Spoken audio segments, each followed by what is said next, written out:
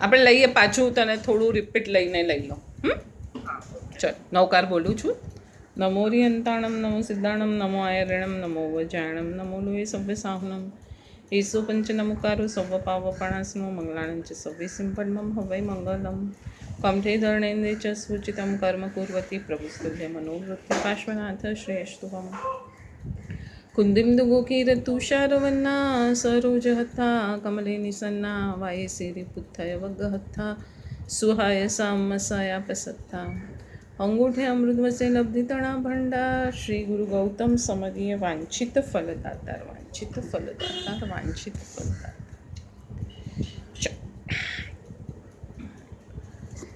આપણે ત્યાગ અષ્ટક એનામાં પહેલેથી 4 ગાથા જેટલું થયું આપણું.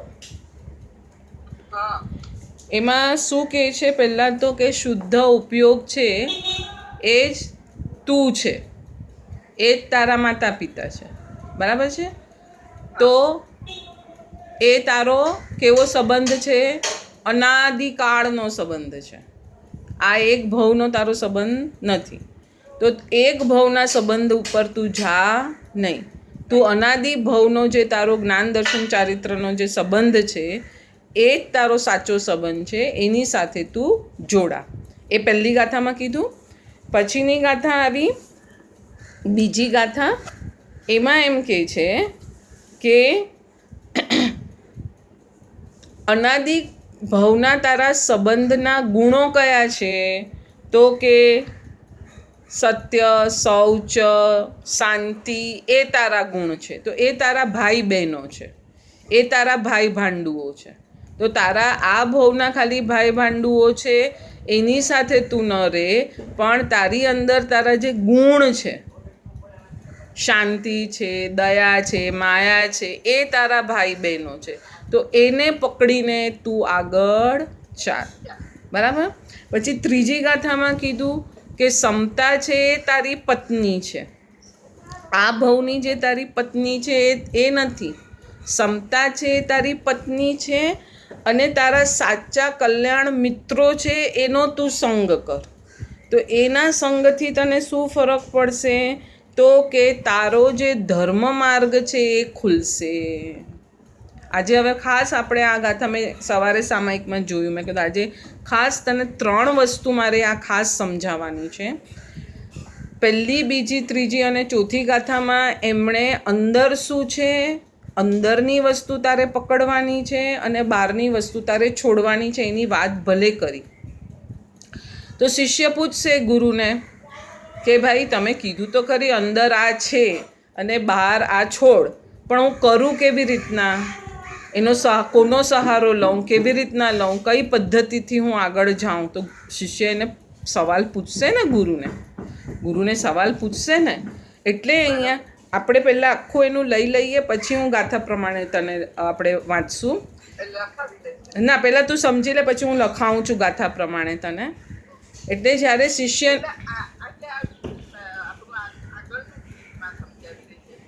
હા, હવે આપણે 5મી ગાથાથી લઈએ છીએ.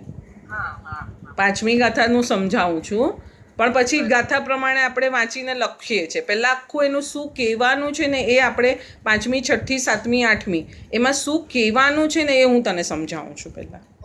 બરાબર છે? તો પહેલું શું કહે છે એ કે તમે કીધું કે બહારનું બધું તું છોડ અને અંદર તારું આ છે એને તું પકડ. પણ હવે બહારનું છે શું અને અંદરનું છે શું એ મને સમજાતું નથી. મને તો ક્રોધ બી મારી અંદર છે એ જ લાગે છે. તો હું ક્રોધી છું, હું માની છું, એવું માનીને હું બેઠો છું. બરાબર છે? મને રાગ થાય છે, મને દ્વેષ થાય છે, બધું અંદર જ થાય છે ને મને, કે બહાર તો નથી ને રાગ દ્વેષ વગેરે. બરાબર? તો હવે અહીંયા જ્ઞાની ભગવંતો એને છૂટું પડાવે છે. હવે બરાબર સમજજે. રાગ થાય છે તો એ કોના કારણે થાય છે? પૂર્વ ભવમાં મેં જે કર્મ બાંધ્યા હશે એનો ઉદય થાય તો જ રાગ થાય. બરાબર? પૂર્વ ભવમાં કોઈને અશાતા આપી હોય તો આ ભવમાં મને શું થાય? અશાતાનો ઉદય આવે. બરાબર? એટલે મેં જે બાંધ્યું છે એ જ મને ઉદયમાં આવશે કે બીજું કાંઈ મને ઉદયમાં આવશે? બરાબર. એટલે પહેલો પોઈન્ટ ક્લિયર કરાવે છે ગુરુ ભગવાન શિષ્યને કે જે તે બાંધ્યું છે એ જ તને ઉદયમાં આવે છે. એટલે આને શું કહેવાય? ઔદયિક ભાવ. હું તને બધું લખાવીશ, પહેલાં આટલું ખાલી આપણે ક્લિયર સમજી લેશે તો લખવાની મજા આવશે. એટલે પહેલો આવ્યો ઔદયિક ભાવ, કે અનંત ભવોના જે કર્મ તે બાંધેલા છે એ જ તને ઉદયમાં આવે છે. એને કહેવાય ઔદયિક ભાવ. કર્મનું ઉદયમાં આવવું એ શું થયું? ઔદયિક ભાવ થયો. બરાબર. હવે જ્યારે કર્મનું ઉદયમાં આવે છે ત્યારે જ્ઞાન પણ ત્યાં હાજર છે ને, જે આત્માનો સ્વભાવ છે. કે જ્ઞાન ત્યારે સૂઈ જાય છે કે જતું રહે છે કે ઓછું થઈ જાય છે, એવું તો થતું નથી ને. તો હવે જ્ઞાન પણ અહીંયા જે હાજર છે, કર્મ પણ અહીંયા હાજર છે, કર્મનો ઉદય પણ ચાલે છે, જ્ઞાનનો ઉદય પણ ચાલે છે. બરાબર છે.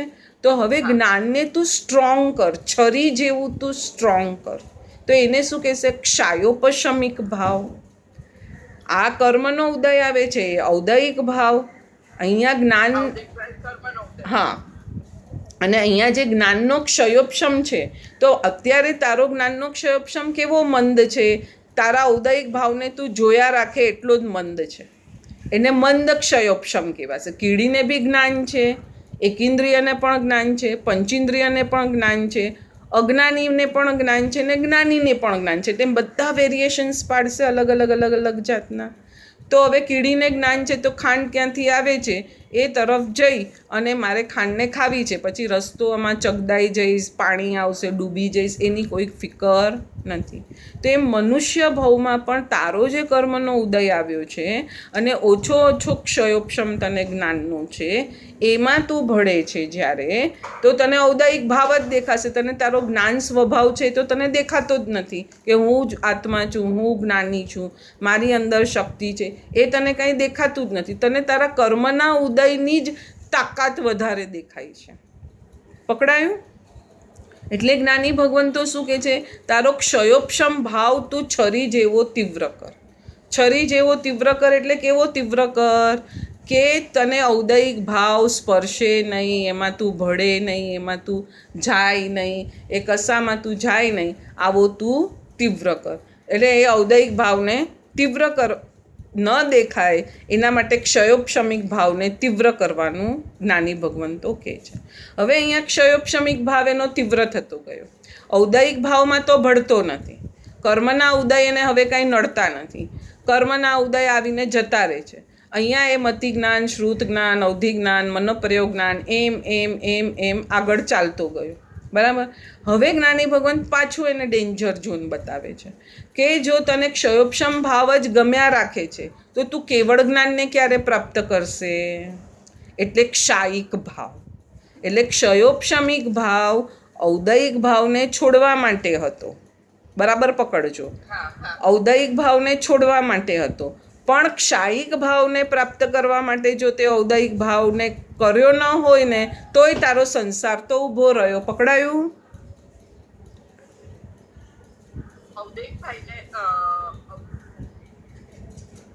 ઔદયિક ભાવ, ક્ષાયોપશમ,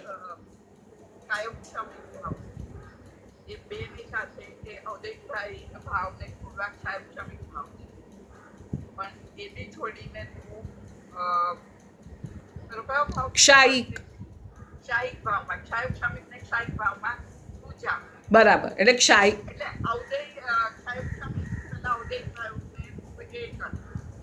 એટલે અહીંયા ક્ષાયોપશમિક ભાવને તીવ્ર કરવાનો છે, ક્ષાયોપશમિક ભાવ સ્ટ્રોંગ કરવાનો છે.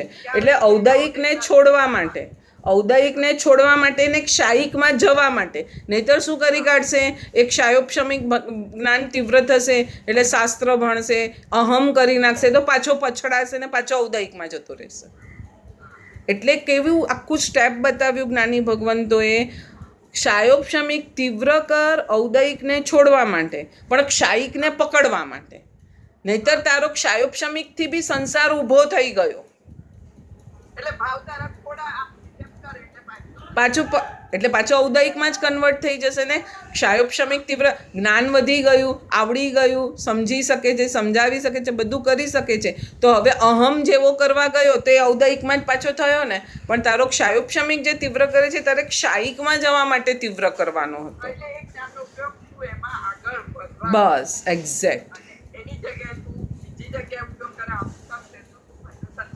એટલે તને પોતાને ક્ષાયોપશમિક ભાવમાં બી તારે તારી જાતને અધૂરું સમજવાનું છે, પૂર્ણ સમજવાનું નથી. પકડાયું? એટલે ઔદયિક ભાવને છોડવાનું છે, અશુભ ભાવને છોડવા. હવે આપણે સિમ્પલ લેંગ્વેજ, અશુભ ભાવોને છોડવાના છે, બરાબર? શુભ ભાવોને ઘૂંટવાના છે. પણ શુદ્ધ ભાવને મારે મેળવવો છે. હવે શુભ ભાવમાં શું આવશે? 6 આવશ્યક આવશે, વ્રતોનું પાલન આવશે, આ બધું શુભ ભાવમાં આવશે, બરાબર? પણ એ શુભ ભાવ ગમાડીને તું બેઠો રહ્યો તો ક્ષાયિક ભાવ જેવું કેવળ જ્ઞાન પણ તને નહીં મળે. પકડાયું? એટલે આમાં ત્યાગ અષ્ટકમાં શેને સ્ટેપ બાય સ્ટેપ ત્યાગ કરવાનો છે એ બતાવ્યું. એટલે અશુભને બી છોડ, પછી શુભને બી છોડ, અને તારું જે મૂળ સ્વરૂપ છે એને તું પકડે તો આ બધું છૂટેલું તારું કામનું. નહીતર અશુભને છોડ્યો, શુભ પકડ્યો, પણ શુભ જ ગમાડ્યો રાખ્યો, એને છોડ્યો નહીં તો એ તારો સંસાર ઊભો રહ્યો. અહીંયા શુભ ગતિ મળશે, ત્યાં અશુભ ગતિ મળતી હતી. એટલે આ લોકોને તો સંસાર વૃદ્ધિ ઘટવી જોઈએ એ મૂળ કારણ છે. પણ તું હવે શુભને પકડીને પણ તારી સંસાર વૃદ્ધિ કરે, અને આપણામાં બધા નિયમો આપ્યા છે, આટલા સાગરોપમથી વધારે પણ શુભ આયુષ્ય મળતા નથી, પછી નિયમમાં પાછા અશુભમાં જ જવાના છે. તો આ રીતે અલગ અલગ ડેન્જર ઝોન બતાવી અને ત્યાગ કેટલો વધારવાનો છે એ જ્ઞાની ભગવંતોએ આખા પાછળના 4 શ્લોકમાં બતાવ્યું. પકડાયું બરાબર? હા, હવે મેં કીધું આખી ભૂમિકા આવી જાય ને પછી શ્લોક વાંચીને કરીએ તો વધારે મજા આવશે. ના, હું તને લખાવું છું.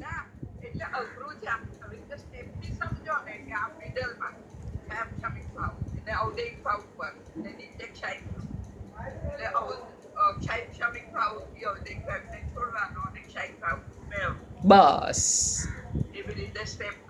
હા, એમ જ સ્ટેપ લેવું પડશે. નહીં તો શું થઈ જશે? જીવ ક્ષાયોપશમિક ભાવને ગમાડી દેશે. જ્ઞાનની વૃદ્ધિ થશે, દર્શનની વૃદ્ધિ થશે, અંદરના ગુણોની વૃદ્ધિ થશે, તો એને ગમાડતો બેસશે. તો કહેશે ના, તોય તારો સંસારની વૃદ્ધિ છે, તો એને પણ તારે છોડવાનો છે. નહીંતર આપણને એમ થશે, આપણે વાંચીએ આમાં તો આપણે એમ થાય કરે આ લોકો તો સારા ગુણને પણ છોડવાનું કહે છે. પણ સારા ગુણને છોડવાનું કારણ છે કેવળ જ્ઞાન અટકાવે છે ને તારા સારા ગુણોમાં તું પડ્યો રહેશે તો.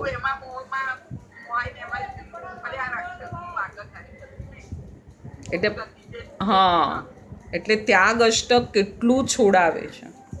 બહારનું બી છોડાવ્યું, અંદરનું બી છોડાવ્યું, અને શુદ્ધતાને અપાવશે ત્યાગ અષ્ટક. યસ, બરાબર. પહેલાં આપણે લખી લઈએ, પછી ગાથા પ્રમાણે જઈએ. પહેલાં ઔદયિક ભાવને લખો.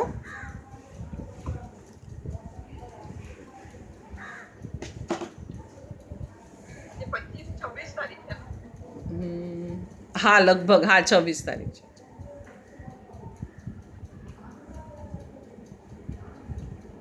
ઔદયિક ભાવ એટલે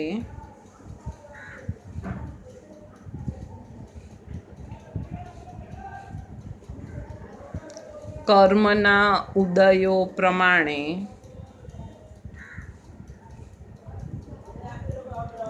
જીવ તેમાં ભળીને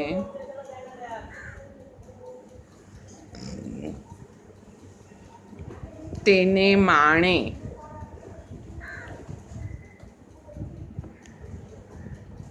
આનાથી પણ સંસાર વૃદ્ધિ ઊભી છે.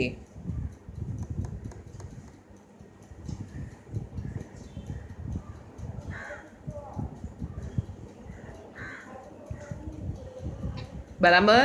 હવે લખો ક્ષાયોપશમિક ભાવ. ત્યાં ઔદયિક ભાવમાં એક છેલ્લે લખી નાખો અશુભ ભાવ. ઔદયિક ભાવમાં છેલ્લે લખી કાઢ અશુભ ભાવ. હવે લખો ક્ષાયોપશમિક ભાવ.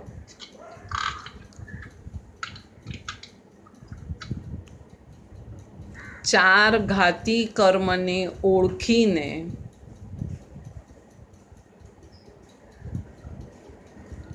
શુભમાં રહીને જીવ પોતાની અંદરની શક્તિ ખોલે છે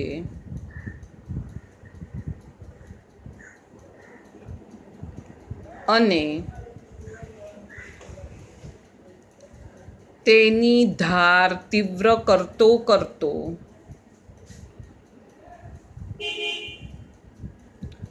કર્મના ઉદયમાં ભળવાનું અટકાવે છે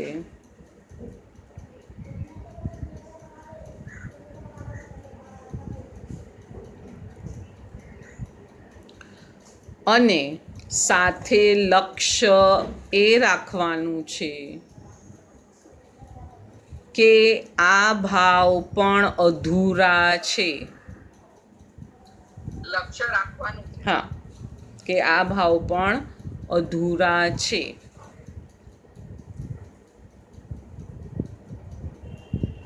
હવે ત્રીજું લખો, ક્ષાયિક ભાવ.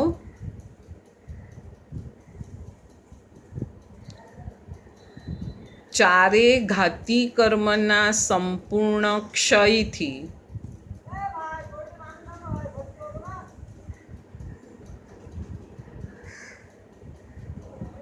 પ્રગટ થતી આત્માની શુદ્ધ દશા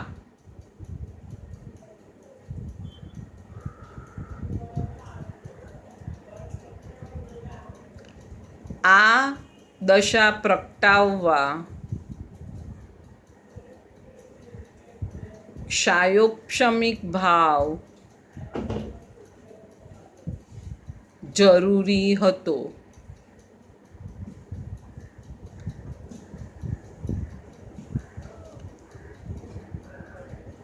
માટે જીવે ક્ષાયોપશમિક ભાવનો પણ છેલ્લે ત્યાગ કરવો પડે છે. માટે જીવે ક્ષાયોપશમિક ભાવનો પણ છેલ્લે ત્યાગ કરવો પડે છે. આ દ્વારા જ્ઞાની ભગવંતો આપણને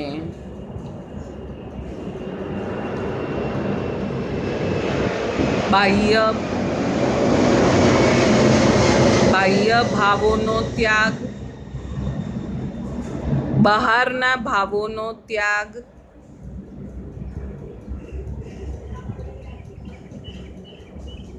પછી અંદરના ભાવોનો ત્યાગ,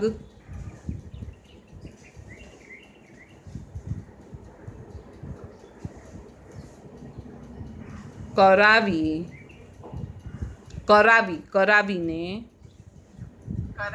હા ભાવોનો ત્યાગ કરાવીને હા આપણું શુદ્ધ સ્વરૂપ અપાવી દે છે.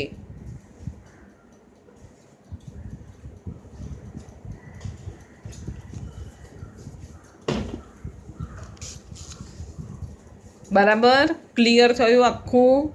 એટલે ક્યાંથી ક્યાં સુધીનો ત્યાગ જ્ઞાની ભગવંતોએ બતાવ્યો આપણને. એટલે કેવળ જ્ઞાન જ પૂર્ણ અવસ્થા છે. એની પહેલાંની બધી અવસ્થા ભલે અપૂર્ણ છે, પણ ક્ષયોપશમ અવસ્થા સારી છે. ઔદયિક અવસ્થા તો સાવ જ ખરાબ છે, પણ ક્ષયોપશમ અવસ્થા સારી છે. પણ સારાને બી ગમાડીને બેસવાનું નથી. ક્ષાયિક ભાવ પ્રગટ કરવાનું લક્ષ્ય રાખવાનું છે. બરાબર? ચલો હવે આપણે 5મા શ્લોકથી લઈશું. આપણે 4 શ્લોક સુધી થઈ ગયું ને લાસ્ટ ટાઈમ? હા હા. હવે 5મો. હા, આ ચોથા શ્લોકમાંથી જ શરૂ થાય છે કે ક્ષાયોપશમિક ભાવને તું છોડ. એ ચોથા શ્લોકથી જ શરૂ થાય છે.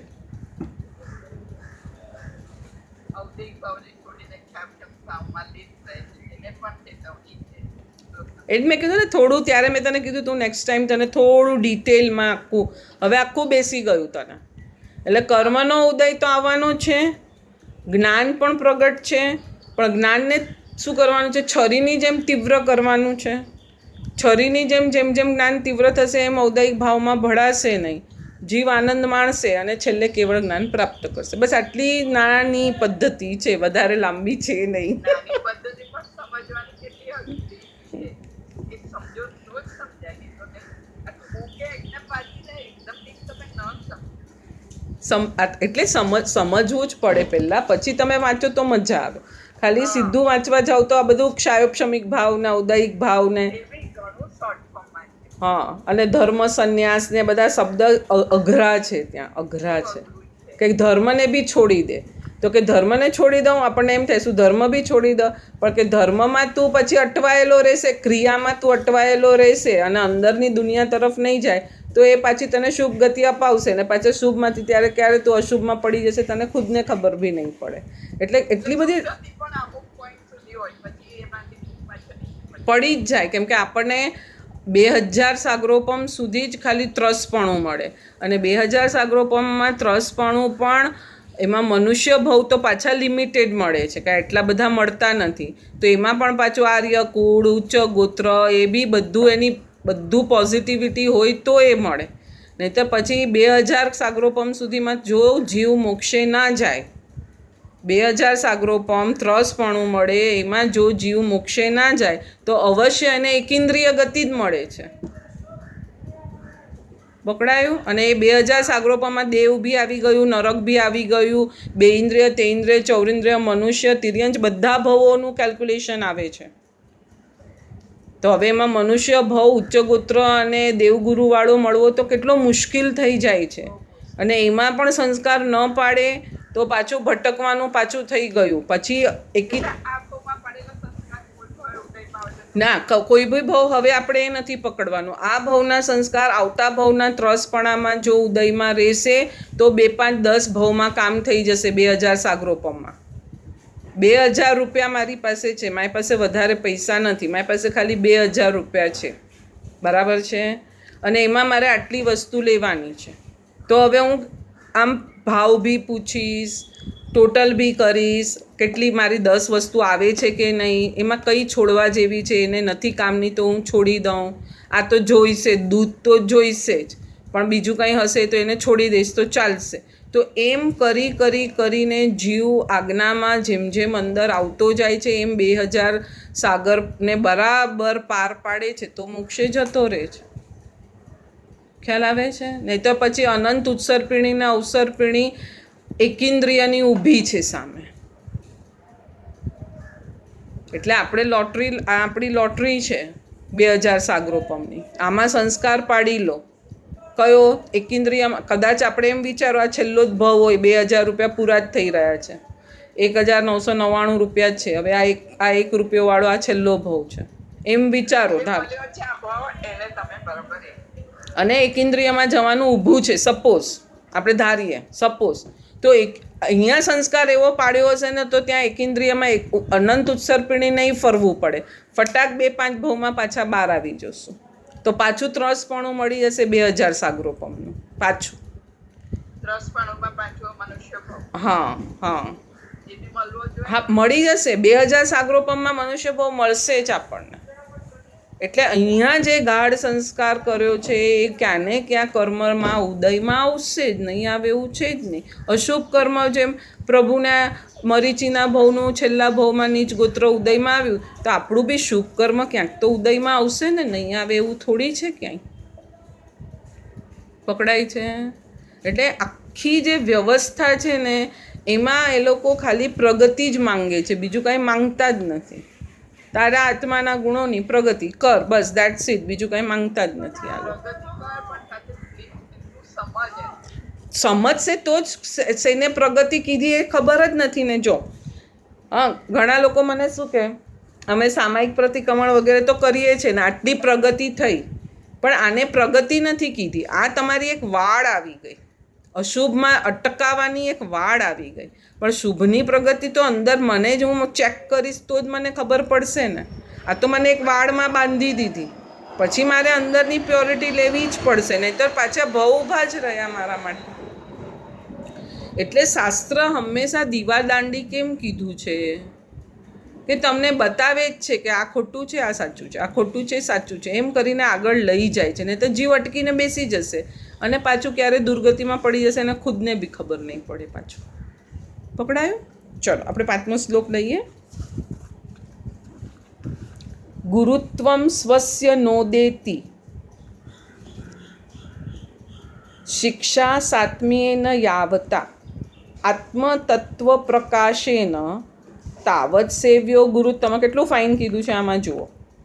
જ્યાં સુધી એનું ભણતર, સિમ્પલ લેંગ્વેજમાં આપણે લઈએ, જ્યાં સુધી એનું ભણતર એટલે ખાલી બહારનું નહીં અંદરનું બધું લઈ લીધું, પોતાને જ પોતાનો ગુરુ ન બનાવે ત્યાં સુધી ભણતા રહેવાનું છે. ક્યાં સુધી ભણવાનું કીધું? પોતે પોતા પોતાના ગુરુ એટલે કે પછી કેવળ જ્ઞાન.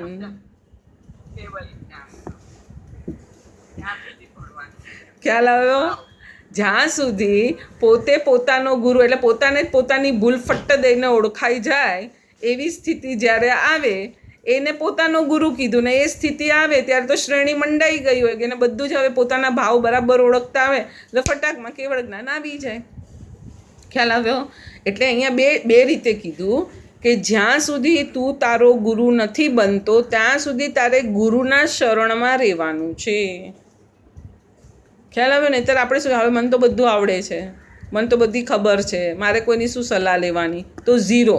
કેમ કે કેવળ જ્ઞાન હજી તને પ્રગટ્યું નથી અને તું અધૂરો છે અને અધૂરામાં પાછો તું ક્યાં ફસાઈ જશે તને ખબર નથી. એટલે ગુરુ ક્યાં સુધી સેવવાના છે? 7મા 6ઠ્ઠા ગુણસ્થાનક સુધી ગુરુની સરેન્ડર જ રહેવાનું છે તારે. બરાબર? અને જ્યારે અંદરની શુદ્ધિ વધી જશે અને કેવળ જ્ઞાન પ્રગટશે તો પછી તને ગુરુની જરૂર પણ નથી. બે વસ્તુ સામસામે આવી ગઈ કે નહીં? એની જાતે જ થઈ જશે જ્યારે અંદર વધે એટલે. એટલે અંદરની શુદ્ધિ વધારતી વખતે પણ ગુરુને હાજર રાખવાના છે કે ગુરુ જ કહેશે કે તું રાઈટ જઈ રહ્યો છે, રોંગ જઈ રહ્યો છે. હવે રાઈટ જઈ રહ્યો છે તો આ બી પૂરું નથી, હજી આનાથી બી આગળ ઘણી બધી દુનિયા તારે પૂરી કરવાની છે, ઘણા બધા સ્ટેપ હજી તારે ચડવાના બાકી છે. નહીંતર એ શું સમજશે આટલું તો મેં અચીવ કરી લીધું, પૂરું થઈ ગયું. ના, એટલે 7મા 6ઠ્ઠા ગુણસ્થાનક સુધી તને ગુરુ જોશે ને જોશે. જ્યારે કેવળ જ્ઞાન એટલે તું તારો ગુરુ થશે એટલે ઓટોમેટિક ગુરુ છૂટી જશે. પછી તો કંઈ કચરો છે જ નહીં, તો શું સાફ કરવાનું હવે? ખ્યાલ આવ્યું? ખ્યાલ આવ્યો? એટલે સાતમા ગુરુસ્થાનકે પહોંચે પહેલા ને હા, ત્યાં સુધી ગુરુ જોઈશે જ. એ લોકોએ જકાર આપ્યો. એટલે જે આપણા કર્મ જે બધા હતા એને સાફ કરીને કાઢવો છે. જો અહીંયા 7મા ગુણસ્થાનકે શું થશે? કર્મ તો એની જાતે નીકળશે. હા, આપણે સ્ટાર્ટિંગની સ્ટેજમાં કર્મની ઉપર આપણે દ્રષ્ટિ રાખીએ, પણ હવે 7મા ગુણસ્થાનકે તો એની શુદ્ધિ એટલી બધી વધી ગઈ હોય છે ને કે અંદરના ગુણો એને મણાય છે, જણાય છે. તો હવે શું કરે? કદાચ અંદરના ગુણોનો રાગી થઈ જાય. અહીંયા રાગ તો ક્યાંય પ્રગટાવાનો જ નથી. અંદરના ગુણોનો રાગી થઈ જાય ને તો એ રાગ એને મોહમાં ક્યારે પછાડી દે ને એને ખબર જ ન પડે. એટલે ગુરુ શું કહેશે? અંદરના ગુણોનો તું રાગી બન, વાંધો નથી મને, પણ એ તારા ગુણો અધૂરા છે. તારું લક્ષ્ય પૂરા ગુણો તરફ જવું જોઈએ, એને માણવા તરફ જવું જોઈએ. તો એટલે ગુરુ જ શીખવાડી શકશે ને કે તું 10%ના 10 માર્ક્સમાંથી 5 માર્ક્સ આવે છે એમાં ખુશ ન થા, 10માંથી 10 માર્ક્સનું લક્ષ્ય રાખ. આ ગુરુ જ શીખવાડશે. ખ્યાલ આવ્યો? હા, નહીં તો શું થશે? અધુરાશમાં પૂર્ણતા માની અને બેસી જશે તો પાછા ભવભ્રમણ ઊભું થશે. એટલે અહીંયા આ શ્લોકમાં બહુ સરસ કીધું કે 7મા ગુણસ્થાનક સુધી તારે ગુરુની નીચે જ તારી સાધના કરવાની છે. અને જ્યારે તું તારો ગુરુ બની જશે ત્યારે તને કેવળ જ્ઞાન પ્રગટી જશે, ત્યારે ગુરુ જોઈશે નહીં. એમ કરીને અહીંયા અધુરાશ અને તારે કેટલું હજી અલર્ટ રહેવાનું છે બધું અહીંયા આપણને સમજાવ્યું. નહીં તો શું થાય છે? જીવ ગફલતમાં ફટાફટ જતો રહે છે. જતો જ રહે. સ્લીપ ખરાબ રસ્તો પહેલો ખરાબ કરતાં બી અમુક ગુણો સારા પ્રગટી ગયા હોય એનો અહંકાર કરે છે ને, એ બી એક ખરાબ રસ્તો છે. એ બી એને ભાન નથી રહેતું. ગુરુ માથે હોય ને એટલે ગુરુ તરત કહેશે શેનો અભિમાન કરે છે, કેવળ જ્ઞાન તો પ્રગટ્યું નથી ને અભિમાન શેનો કરે છે. તો ગુરુ જ બધું કહી શકશે ને એને. બરાબર? ક્લિયર થયું આખો આ શ્લોક? હવે આપણે છઠ્ઠો શ્લોક લઈએ. આપણે ગુરુ તરીકે કોને પકડવા જોઈએ કે આ બધું બતાવે માત્ર પ્રભુ આત્માને જ ગુરુ કહેવાના? પહેલાં આવશે પ્રભુ ગુરુ. પ્રભુની ઓળખ જે સાચી કરાવે એ સદગુરુ. કે આપણા આત્માની ચિંતા, આપણા જ આત્માનો પ્રોગ્રેસ જે ઈચ્છતા હોય, જો બહારના સંસારનું તો સુખ દુઃખ તો કોઈ બી દોરા ધાગા તંત્ર મંત્ર કરવાવાળા કરી દેશે. પકડજે બરાબર. શ્રીપ્રાણ મહિનાએ બી બહારના દોરા ધાગા મંત્ર તંત્ર નહીં, પણ જૈન ધર્મની જય જયકાર. જૈન ધર્મનો જય જયકાર એટલે શું? આત્મલક્ષી જે ધર્મ છે એ જ મહાન ધર્મ છે, એની ઓળખ કરાવી હતી એ લોકોને. માટે એ લોકોએ મંત્ર શોધાવ્યો, એ અલગ વસ્તુ છે. આપણે અત્યારે સંસારમાં તો બધાને દુઃખ આવવાનું જ છે. જો હું તને એક એક્ઝામ્પલ આપીને સમજાવું. કારેલું કડવું તો છે જ, બરાબર છે? કડવાશ હું એની કોઈ કાળે કાઢી શકવાની નથી. કારેલાની કડવાશ હું ગમે તેટલું કરીશ પણ નીકળવાની નથી. તો મારે ખાંડ જ એમાં ઉમેરવાની આવશે ને. ખાંડ કે ગોળ આપણે ઉમેરવાનો આવશે ને એમાં, બરાબર છે? મારા પૂર્વભવના બાંધેલા કર્મની કડવાશ તો હું કોઈ કાળે ઓછી નથી કરી શકવાની. એ તો મને ઉદયમાં આવવાના જ છે, બરાબર છે? પણ અહીંયા પ્રભુ ભક્તિ, આજ્ઞાનું પાલન, એનું હું જોર, આ ખાંડનું હું જોર વધારતી જાઉં. આને જ ક્ષયોપશમિક ભાવ કીધો, આને જ છરી કીધી. આને હું વધારતી જાઉં તો આમાં મારું ભળવાનું ઓટોમેટિક ઓછું થતું જ જશે. પણ આપણે શું ઊંધું કરી નાખીએ છીએ? આપણે આ છરીને તીવ્ર કરવા ન જતાં આના દોરા ધાગા મંત્ર તંત્રના વિશ્વાસમાં પડી જઈએ છીએ. તો આને કુગુરુ કીધા. 125 ગાથાનું સ્તવન જે સિમંદર સ્વામીની હુંડી છે ને, 350 ગાથાની બી છે, 125 ગાથાની બી. તારી પાસે લગભગ બુક છે, આઈ થિંક સો, એ લગભગ છે, જોજે તું. તો એમાં આગળનામાં ચેપ્ટરમાં કેટલી ગાથાઓ આપી કે કુગુરુઓએ તમને આટલા ભવોમાં શું આપ્યું, કેમ ફસાવી રાખ્યા. સામાન્ય તું ધર્મ કરતો તો પણ તને વાહવા કરાવી. સામાન્ય તારું જ્ઞાન હતું એને પણ વાહવા કરાવી. બહારના દોરા ધાગા કરીને શાંતિ થોડી મળી તો તને એમ લાગ્યા કે આ મારા સદગુરુ છે. આ રીતે કેટલું બધું વિસ્તારથી આપ્યું છે 125 ગાથાના સ્તવનમાં. પણ આત્મધર્મ શું છે એ તને ઓળખાવે તો આ તો કડવું કારેલું, આ ખાંડ પુણ્ય એની જાતે વધશે. પુણ્ય વધારવાની વસ્તુ નથી ને કર્મના ઉદયોને હટાવવાની વસ્તુ નથી. કર્મનો ઉદય તો આવવાનો જ છે, પણ પુણ્ય જે એની જાતે તારા ધર્મ આરાધનાથી વધતું જાય છે, તારી સમજણથી. આપણામાં ન કીધું જ્ઞાની શ્વાસોશ્વાસમાં કરોડો ભવના કર્મ તોડી કાઢે. તો કઈ રીતે કીધું? શું વધાર્યું એણે? અંદર જવાનો રસ્તો જ વધાર્યો ને.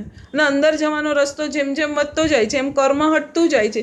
આ જ પુણ્ય પ્રકૃતિ છે, બીજી કોઈ પુણ્ય પ્રકૃતિ છે બી નહીં. ખ્યાલ આવે છે? એટલે બહારની દુનિયા એનું ભલે કામ કરતી, આપણે આપણું અંદરની દુનિયાનો માલ સ્ટ્રોંગ કરતા જઈએ. એની ખાંડ વધશે એટલે આની અસર ઓછી જ આવશે, આપણે આમાં ઓછા જ ભળશું. અને આ જ પુણ્ય પ્રકૃતિ છે. કંઈ દોરા ધાગા કરવાની જરૂર આવી? તું મને કહે હવે. તારે શું કહેવું છે? બોલ. એટલે દોરા ધાગા એ બાહ્ય છે, અંદરની શુદ્ધિ કરી એટલે તારા ઓટોમેટિક કર્મ જે બાંધેલા છે ઉદયમાં આવે છે એવી રીતે કરી જશે. અહીંયા દોરા ધાગા જ્યારે કરવા જાય છે ને જીવ, ત્યારે એની અજ્ઞાનતા ભલે રહી, એની અજ્ઞાનતા છે એટલે એ દોરા ધાગા કરવા જશે, વાંધો નથી. પણ એમાં શું છે, એક શ્રદ્ધા આવી ગઈ, એક વિશ્વાસ આવી ગયો. એટલે શું થયું? ત્યારે બી તમે અશુભ ભાવ નહીં કરશો એટલા વધારે. એટલે ઓટોમેટિક આછું જે પુણ્ય બંધાય છે ને, તમારું પોતાનું જ પુણ્ય છે. કેમ કે હવે તમને એક વિશ્વાસ આવી ગયો ને કે આ મને આ દોરો બાંધેલો છે ને એ મારું કાંઈ નહીં કરી શકે. એની સાથે તમારો જાપ આવી ગયો પ્રભુનો, કાંઈ પણ એવું આવી ગયું કે નહીં. એટલે તમે જ તમારું પુણ્ય વધાર્યું, તમે ભયને જીતી લીધો અને તમે તમારું પુણ્ય વધારતા ગયા. તો કંઈ દોરાએ કામ નથી કર્યું. પણ હવે શું, અજ્ઞાની જીવો સમજતા નથી, એટલે તમારું જ પુણ્ય તમે વધાર્યું છે. અને એને જ પેલા અશુભ ભાવને ધક્કો મારવામાં કામ કર્યું છે, બીજા કોઈએ કાંઈ કામ નથી કર્યું. ખ્યાલ આવે છે? એટલે આખી જે હા, બોલો. એટલે આખી જે ચેનલ જે છે ને, અંદરની શુદ્ધિ જેમ જેમ વધતી જાય છે, આપણે આમાં બી આવે છે, શેમાં આવે છે મને યાદ નથી. પછી આપણે શું છે, આપણે હજી નીચે બેઝિક અવસ્થાના માણસો છીએ ને, એટલે આપણે સહારો લેવા જતા રહીએ છીએ. ભલે લઈએ, એનો સહારો ભલે લઈ લીધો, પણ પછી અંદર સમજી સમજીને ચોખ્ખાઈ કરવાની છે. આમાં ક્યાં આવે છે, મને કયા સ્તવનમાં, દેવચંદ્ર મહારાજ સાહેબના સ્તવનમાં આવે છે કે નવગ્રહ તો પ્રભુ તારા પ્રભુના ચરણે બેઠા છે. સિદ્ધ ચક્રનું પેલું આપણું મોટું માંડલું છે ને, એમાં નવગ્રહ નીચે છે, વચ્ચે અરિહંત છે ને, તો નવગ્રહ તો તારા ચરણે બેઠા છે. હા, નીચે નવગ્રહ છે ને પટ્ટીમાં, પેલા ગોળ માંડલામાં નીચે છે ને નવગ્રહ. તો કે નવગ્રહ તો તારા શરણે બેઠા છે. તો હું તારું જ શરણું ન લઉં, હું શું કામ નવગ્રહની પૂજાનું શરણું લઉં? દેવચંદ્ર મહારાજ સાહેબે કયા સ્તવનમાં મને યાદ નથી આવતું, બહુ ફાઇન કીધું ત્યાં, બહુ ફાઇન કીધું. પણ અત્યારના કોઈ કાળમાં આપણું મન સ્વસ્થ ન રહેતું હોય, ભલે આપણે એના શરણ લીધું હોય, પણ એની સાથે પ્રભુનું શરણ સ્ટ્રોંગ કરી દો, બધું આપત્તિઓ ટળી જાય છે. ખ્યાલ આવ્યું? ને તે પછી શું થાય છે, શંકા કુશંકા મન એમાં ને એમાં ફસાયા રાખે છે. એના કરતાં આને છરીને સ્ટ્રોંગ કરતા જાઓ ને, આ લોકો માઇલ્ડ પડતા જ જાય છે. નહીં તો શું થાય, શંકા પછી છે ને મન એક આદત પડી જાય, અને લોકો બી આપણને આદત પાડી કાઢે કે હવે જો તું આમ કર તો જ થશે. એટલે આપણી શ્રદ્ધા આખી એમાં જતી રહે કે હવે હું આ જ કરું તો જ મારું ટળશે, નહીં તો મારું ટળશે જ નહીં. તો એક શ્રદ્ધા બી અંદર ડેવલપ થઈ જાય છે એ પ્રકારની. એટલે કરો પણ સંભાળીને કરો, અને સાથે પ્રભુનો જાપ જ વધારી દો, એવો સ્ટ્રોંગ કરી દો ને પ્રભુનો જાપ. કોઈ કાંઈ નથી કરતું આપણું. આપણા કર્મ બાંધેલા છે તો આપણે ભોગવવાના છે, તો ભોગવવાના છે તો શાંતિથી ભોગવી લો ને, હસીને જવા દો, મસ્તી મારો. છે કે નહીં? એટલે આ તમે લોકો, આપણે ઉપરના શાસ્ત્રનો જ્યારે અભ્યાસ કરીએ છીએ ને, ત્યારે આત્માની શક્તિની ઓળખ થાય છે આપણને. છે કે નહીં? નહીં થાય. અને એ વગર પાંગડાપણું જ રહેશે. એટલે જ કહે છે ને કે તું પંગુ છે. અત્યારે આપણે પંગુ છીએ, કેમ કે આપણે તરત બીજાની લાકડી શોધવા જઈએ છીએ. પણ જેવી તારી આત્માની શક્તિની દ્રષ્ટિ તને થશે ના ના, હવે આ સ્વતંત્ર શક્તિ જ હું કેમ ન ખોલું, આ બધાને છોડ, અંદરની શક્તિ હું ન કેમ ખોલું. એટલે અંદરની શક્તિ ખોલવા માટે શાસ્ત્ર અભ્યાસ બહુ જરૂરી છે, બહુ જ જરૂરી છે. આટલું તો મેં નક્કી કર્યું કે ના, શાસ્ત્ર અભ્યાસ સિવાય અને અંદરની શક્તિ ખોલ્યા વગર તો કાંઈ થવાનું જ નથી. બીજું ભલે પ્રભુ તો ઉદાર છે, પ્રભુ બેઠો જ છે બધું દેવા માટે, આમ તૈયાર બેઠો છે.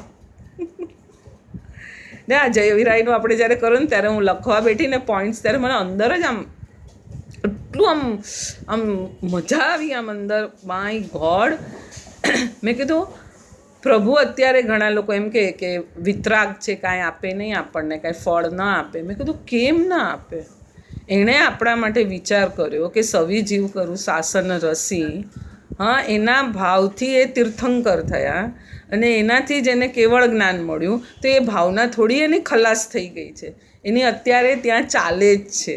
પણ આપણી બુદ્ધિમાં એ હોવું જોઈએ, આપણું લક્ષ્ય હોવું જોઈએ કે એની ઉદારતા વરસી જ રહી છે. એટલે 24 તીર્થંકરો નહીં, અનંતા તીર્થંકરોની ઉદારતા, ચાહ, પ્રેમ વરસી જ રહ્યો છે. બસ આપણે ખાલી શ્રદ્ધા ત્યાં જોડવાની બાકી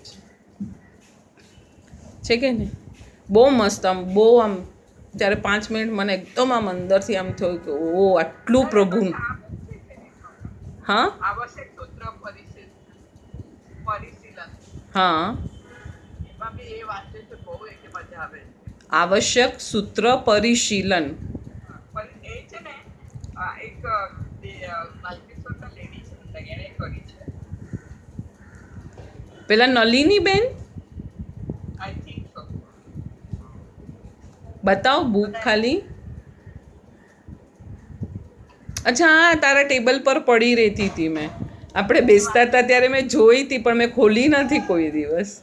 બહુ સરસ છે કે આ કરે ને તો કે તારું બધું ક્લિયર, બધા આવશ્યક સૂત્રો છે આપણા નવકારથી માંડીને બધા સૂત્રો છે. હા, એનું બહુ સરસ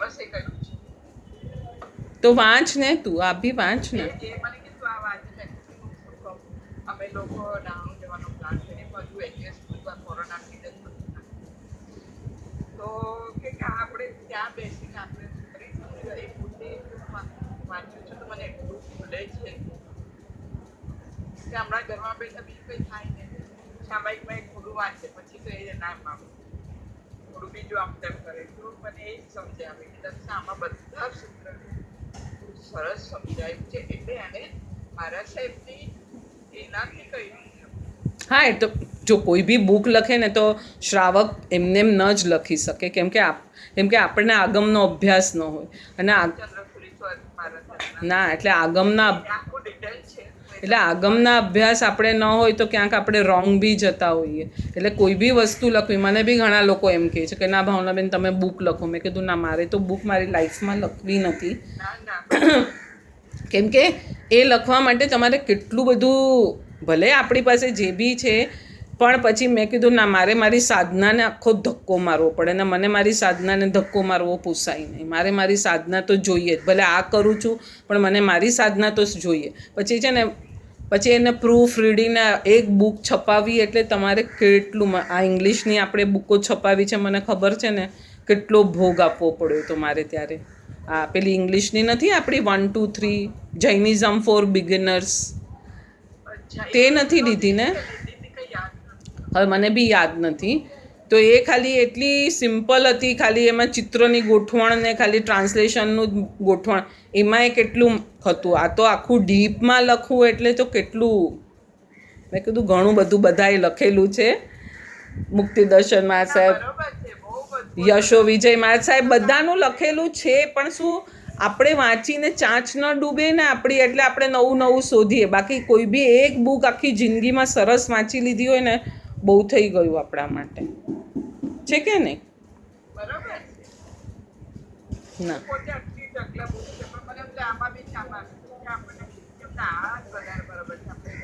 હા, અને છે ઘણું જ્ઞાનીઓ લખીને ગયા છે, બહુ લખીને ગયા છે. આપણી તો કાંઈ ચાંચ એમાં. પૂર્વાચાર્ય હરિભદ્ર સુરી લખીને ગયા છે, મહોપાધ્યાય લખીને ગયા છે, કલિકાલ સર્વજ્ઞ લખીને ગયા છે, બધું લખીને ગયા છે બધા. ના, કલિકાલ એટલે 300-400 વર્ષ પહેલાં તો ઘણો જ કાળ ખરાબ હતો ને. એ કાળમાં જે કેવલી કહીને ગયા છે, કેવલી ભગવંતો જે કહીને ગયા છે તો એ પૂર્વાચાર્યોને બરાબર ખબર હોય.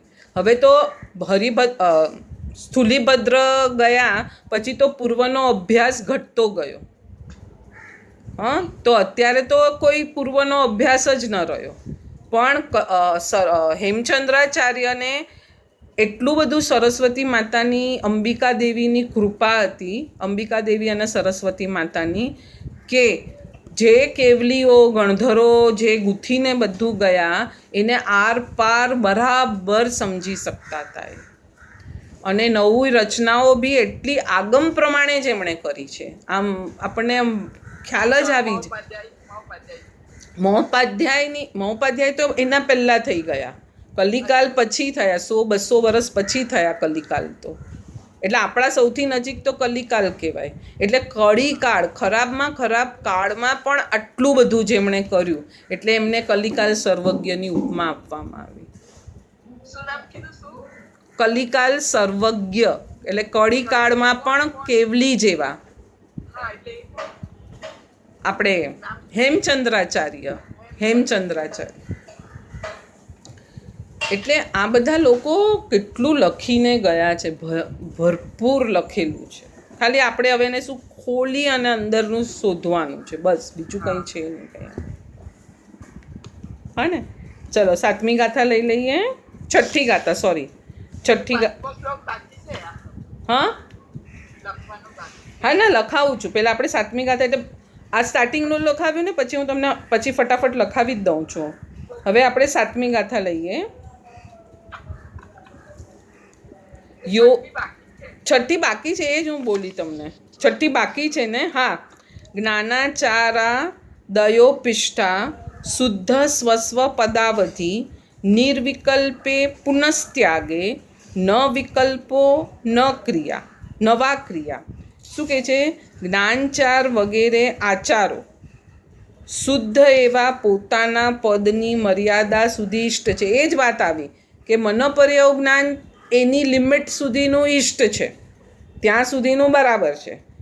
પછી પુનઃ પણ વિકલ્પ અને ચિંતાથી રહિત ત્યાગમાં વિકલ્પ પણ નથી અને ક્રિયા પણ નથી. એટલે અહીંયા શું કહેવા માંગે છે કે જ્યાં સુધી આપણે એ ઘડી ઘડી અલગ અલગ એંગલથી આ જ કહેશે કે ક્ષાયોપશમિક જ્ઞાનમાં વિકલ્પ છે, મતિ જ્ઞાનમાં બી આવશે ને, આ સાચું લખું છું કે ખોટું લખું છું, આ સાચું સમજું છું કે ખોટું સમજું છું, આમ કરું કે આમ કરું. તો મતિ જ્ઞાનમાં વિકલ્પ આવ્યા કે નહીં? એટલે અહીંયા શું કહે છે કે અધૂરા ક્ષયોપશમિક જ્ઞાનમાં હંમેશા વિકલ્પ આવે ને આવે જ. કેવળ જ્ઞાનમાં વિકલ્પ નથી, કેમ કે એમાં જેમ જેવું છે એવું દેખાય છે. એટલે અહીંયા જે આપણે શરૂઆતમાં તમને લખાવ્યું ને એ જ અહીંયા બધે ફિટ કરવાનું છે કે ઔદૈહિક ભાવને છોડ, ક્ષાયોપશામિક ભાવમાં પણ વિકલ્પ છે. એને શિષ્ય પૂછશે કે ભાઈ મને મનોપર્યોગ જ્ઞાન છે એને તમે છોડવાનું કહો છો, તો ગુરુ કહેશે કે એમાં વિકલ્પ આવશે તને, કેમ કે હજી પૂર્ણતા નથી, અધુરાશ છે. તો અધુરાશ છે એટલે વિકલ્પ આવશે તને. એના કરતાં એને પણ છોડી દે, એના કરતાં નિર્વિકલ્પ એવું કેવળ જ્ઞાન તું મેળવ. ખ્યાલ આવ્યો? એટલે આ રીતે જે આગળ લઈ જશે. નહીં તો શું થશે કે ઓ મનોપર્યોગ જ્ઞાનને બી તમે છોડવાનું કહો છો મને. પકડાયો પોઈન્ટ શું કહેવા માંગે છે? હા ને? હવે 7મો શ્લોક લઈ લઈએ. યોગ સંન્યાસ સતસ્ત્યાગી યોગાનપ્ય ખિલાંસ્ત્યજેત ઇત્યેવમ નિર્ગુણમ બ્રહ્મ પરોક્ત મોપપદ્યતે. યોગનો રોધ કરવાથી, એટલે કે મન, વચન અને કાયાનો ત્યાગ કરવાથી, બધા યોગોનો ત્યાગ કરવાથી ગુણ વગરનો આત્મા પ્રગટ થાય છે. હવે આત્મા થોડી ગુણ વગરનો છે, પણ અહીંયા કહેવા શું માંગે છે? તને જે બધા બાહ્ય ગુણો પ્રગટ થયા હતા ને, મતિ જ્ઞાન, શ્રુત જ્ઞાન, અવધિ જ્ઞાન, મનોપર્યોગ જ્ઞાન, એને તું ગુણ માને છે. એટલે એ નહીં છોડે ત્યાં સુધી કેવળ જ્ઞાન નહીં થશે. બસ એ અલગ અલગ શ્લોકમાં આ રીતે જ બધું એ લોકો સમજાવ્યા રાખે છે. નહીંતર તને શું થશે? આ ગુણોનો તું રાગી થઈ જશે, તો જે મૂળ ગુણ છે એ તારો ચૂકાઈ જશે. એટલે મેં તમને પહેલાં જે લખાવ્યું ને એ જ અહીંયા બધે એ લોકો અલગ અલગ એંગલમાં ફિટ કરીને શિષ્યને સમજાવ્યા રાખે. હવે છેલ્લો શ્લોક લઈ લઈએ, 8મો. વસ્તુ તસ્તુ ગુણે પૂર્ણ. જો હવે આ મેઇન શ્લોક છે. મનંત્યે ભાર્સતે સ્વત રૂપમ ત્યક્ત્યાત્મન સાધોર નિરભ્રસ્ય વિદોરવિ. હવે અહીંયા શું કહે છે? જેવી રીતના વાદળાથી ચંદ્ર છુપાયેલો છે, એવી રીતના જ્યાં સુધી આત્મા કર્મથી છુપાયેલો છે. હવે જેવું જીવ સાધુપણું એટલે કે પોતાના સ્વરૂપને પકડીને આગળ ચાલે છે, એવો શું થાય છે? સર્વ ભાવ તૂટી જાય છે. એટલે અહીંયા વાદળાને તું ન જો. આપણે ઔદૈહિક ભાવ વાદળાને જોયા રાખીએ છીએ, પણ વાદળાની પાછળ જે ચંદ્ર છે એના પ્રકાશને તું જો. આપણું કપડું મેલું હોય અને એને ધોઈએ આપણે, તો મેલ કેટલો દૂર થયો એના પર આપણી દ્રષ્ટિ હોય કે વ્હાઇટનેસ કેટલી પ્રગટ થઈ એના પર આપણી દ્રષ્ટિ હોય? વ્હાઇટનેસ કેટલી પ્રગટ થઈ. આપણે ત્યાં એમ ગણીએ કે અરે 5% મેલ ઓછો થયો, ના, વ્હાઇટનેસ કેટલી પ્રગટ થઈ. તો આ છેલ્લા શ્લોકમાં એ જ કહે છે કે વાદળાની પાછળ ચંદ્ર છુપાયેલો છે, તો તું વાદળારૂપી ઔદૈહિક ભાવને જો નહીં, પણ અંદરનો તારો જે ક્ષાયિક ભાવ છે, ચંદ્રને ક્ષાયિક ભાવ કીધો, એ જે છે એને તું જો, એને તું માન, એને તું પકડ. તો જેમ જેમ વાદળું ખસશે એમ એમ ચંદ્ર આખો નીકળી આવશે. જેમ જેમ તું ઔદૈહિક ભાવ છોડશે, ક્ષાયોપશમિક ભાવને તીવ્ર કરશે, ક્ષાયિક ભાવ પ્રગટી જશે. એટલે તારું લક્ષ્ય જો તારા ચંદ્ર ઉપર હશે તો જ થશે. વાદળા પર હશે તો વાદળું અહીંયાથી આમ ગયું તો તું પાછો આમ વાદળાને જ જોશે. ચંદ્ર આખો ખુલી જશે તો એને નહીં જોઈ. પકડાયું? આમાં આખું અલગ એંગલથી પાછું પકડાવે છે. એટલે તું તારું એંગલ વાદળાનું નહીં રાખ, તું તારું એંગલ ચંદ્રનું રાખ. એટલે તને જેવું વાદળું ખસશે એવો તારો ચંદ્ર તને મળી જશે. પણ તું જો વાદળાનું એંગલ રાખશે તો વાદળું સુખમાંથી દુઃખ આવશે તો એના પર દ્રષ્ટિ જશે, દુઃખમાંથી સુખ આવશે તો એના પર દ્રષ્ટિ જશે. આત્મા પર તો દ્રષ્ટિ જશે જ નહીં તારી. પકડાયું? ક્લિયર? ચલો. હા બરાબર છે. એટલે સુખ પરનામાં જ હોય છે. પાછળ જે રહ્યું છે સુખ ભાવ કે જે તારે માણવાનું બેન છે એમાં તું શબ્દમાંથી ને બાહ્યમાંથી બસ ન જાણે અંદર એક્ઝેક્ટ બસ. એટલે અલગ અલગ એંગલથી શાયોપશમિક ભાવ, ઔદયિક ભાવ ને ક્ષાયિક ભાવને અલગ અલગ એંગલથી સમજાવે. પણ બધાનો મોરલ તો એક જ આવે છે કે ભાઈ ઔદયિક ભાવને છોડ, ક્ષાયિક ભાવને તીવ્ર કર, એમાં બી રોકા નહીં, અને ક્ષાયિક ભાવને પ્રાપ્ત કર. ચલો હું તમને હવે 5માંથી લખવાનું છે ને, આપણે ત્યાંથી લખી લઈએ.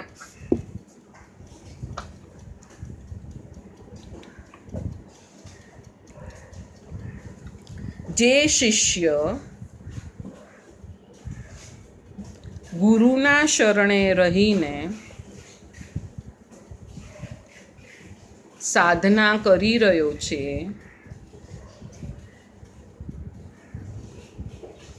તેણે 6ઠા 7મા ગુણસ્થાનક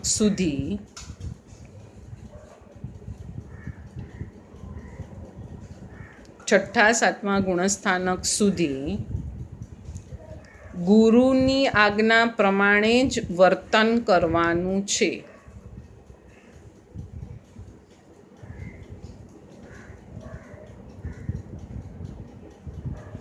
કે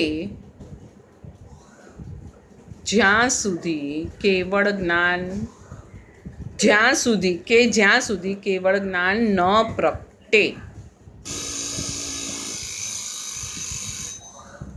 ખ્યાલ આવ્યો? એટલે ગુરુને ક્યાં સુધી સેવવાના છે એ આ ગાથામાં કહ્યું. ત્યાં સુધી કેવળ જ્ઞાન પ્રગટે નહીં ત્યાં સુધી ગુરુને સેવવાના છે.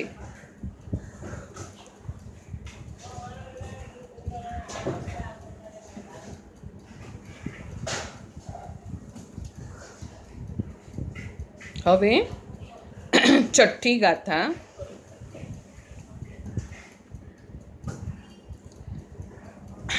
સાધક જ્યારે સાધના કરે છે ત્યારે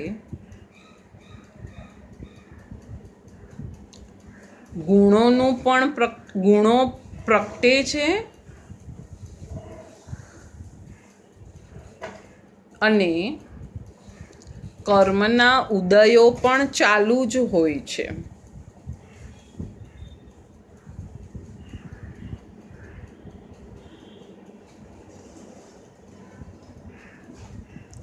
માટે ક્યારેક તેને સંકલ્પ વિકલ્પ પણ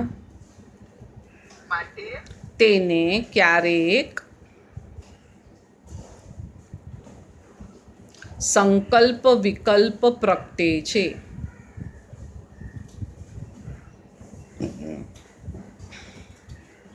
આથી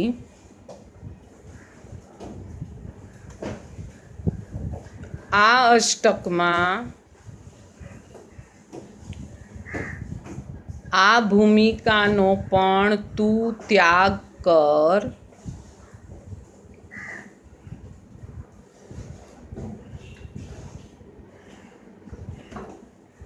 અને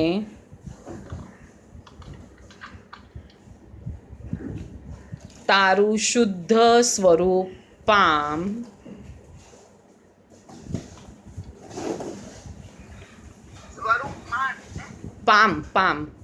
પામ ત્યારે જ સંકલ્પ વિકલ્પ ટળી જશે.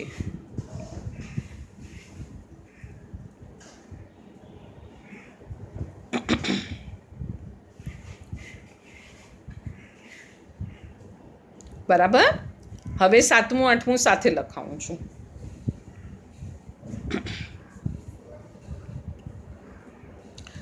મૂળથી તો આત્મા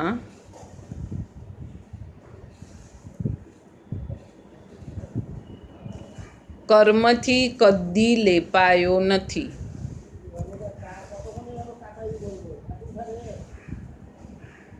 ફક્ત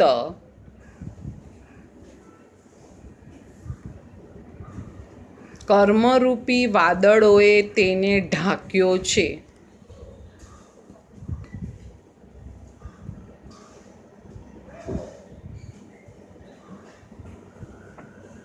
માટે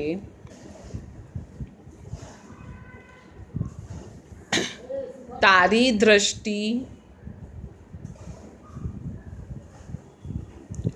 કર્મરૂપી વાદળો પર ન રાખ,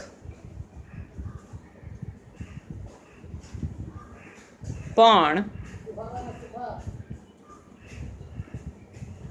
તારી આંતરિક શક્તિઓ ઉપર રાખ,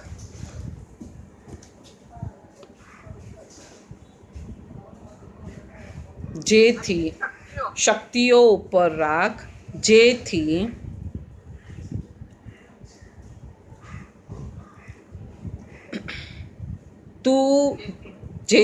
તું જેમ જેમ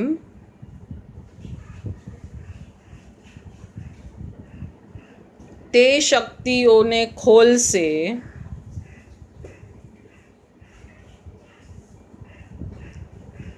તેમ વાદળ આપોઆપ હટી જશે.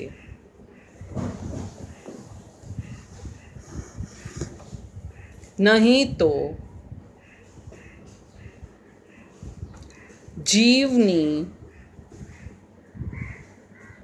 આદત કર્મરૂપી વાદળ ઉપર જ રહેશે.